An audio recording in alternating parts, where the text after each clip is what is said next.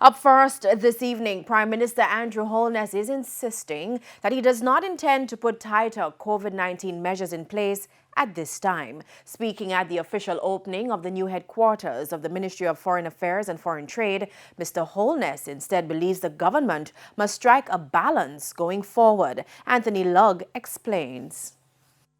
Prime Minister Andrew Holness has been facing the heat for his argument done comment when asked about the reimposition of lockdowns to control the spread of COVID-19. This even as public hospitals buckle under the pressure of increased coronavirus-related admissions. On Wednesday, Prime Minister Andrew Holness again addressed the issue. There are those who would want to see tighter rules, but we have to reach a reasonable balance.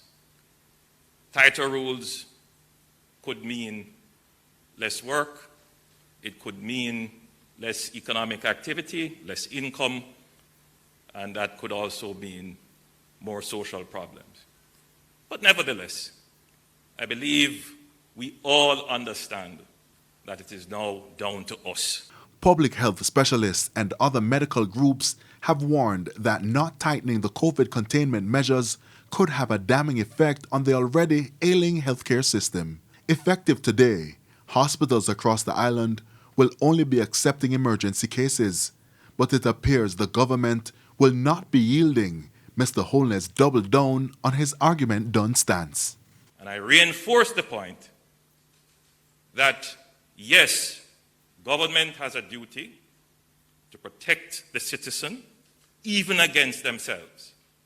But in a democracy, which we claim, where people have freedom, that freedom comes with an inescapable responsibility.